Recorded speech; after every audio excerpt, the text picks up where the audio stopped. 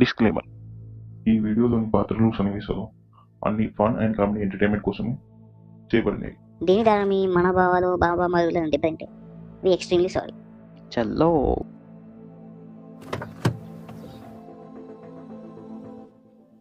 Hello పిల్లలు, ఇలా మన కథ ఏంటంటే అసలు ఎలా నెట్ఫ్లిక్స్ క్లోజ్ అయ్యే స్టేజ్కి వచ్చింది, ఎలా ఒక్క డిసిజన్ బ్లాక్ బస్టర్ని నాశనం చేసింది. సార్, బ్లాక్ బస్టర్ ఎందుకు పడిపోయింది? నేను అనుకున్నాను నెట్ఫ్లిక్స్ స్టార్ట్ అవ్వడమే గొప్పగా అయింది అనుకున్నా. లేదు పిల్లలు, ఇంకా నిజం చెప్పాలి అంటే నెట్ఫ్లిక్స్ ఒకసారి బ్లాక్ బస్టర్ని మా కంపెనీని కొనుక్కోండి అని అడుక్కుంది, కానీ బ్లాక్ బస్టర్ వాళ్ళని కొనలేదు. కానీ వాళ్ళకేం తెలుసు అదే వాళ్ళ కొంప ముంచుతుందని. ఎర్లీ 20s ప్రజలు సినిమాలను బ్లాక్ బస్టర్ దగ్గర రెండుకు తీసుకొని చూసేవారు. అప్పటికే నెట్ఫ్లిక్స్ ఒక చిన్న కంపెనీ, డివిడీస్ని మెయిల్ ద్వారా పంపేది. పోస్ట్ ద్వారా అది చాలా స్లో. అదే నేను అయితే నా డ్రీమ్ బైక్ వేసుకొని డివిడీస్ని డెలివర్ చేసేవాడిని, పోస్ట్ మ్యాన్ కంటే ఫాస్ట్గా. నువ్వు డెలివరీని మధ్యలోనే మర్చిపోయి రోడ్ ట్రిప్కి వెళ్తావు. అక్కడ ప్రాబ్లం స్పీడ్ కాదు, ఆ టైం అలాంటిది. 2000 నెట్ఫ్లిక్స్ బ్లాక్ బస్టర్కి ఒక ఆఫర్ ఇచ్చింది. మా కంపెనీని 5 కోట్లు ఇచ్చి కొనుక్కోండి అంది. కానీ బ్లాక్ బస్టర్ CEO నవ్వి వద్దన్నాడు.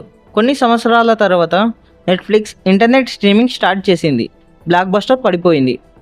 5 crores, అది ఒక చిన్న సినిమా బడ్జెట్ కాదు. ఇప్పుడు నేను బ్లాక్ బస్టర్కి బాస్ అవుతే ఇమీడియట్గా కొనేవాడిని. ఫస్ట్ డబ్బులు సంపాదించరా బాస్, నువ్వే అవుతావు. సరే అయితే ఒకరోజు నేను రిచ్ అవుతా, అప్పుడు నా డ్రీమ్ బైక్ వేసుకొని నిత్యా నేను తిరుగుతా.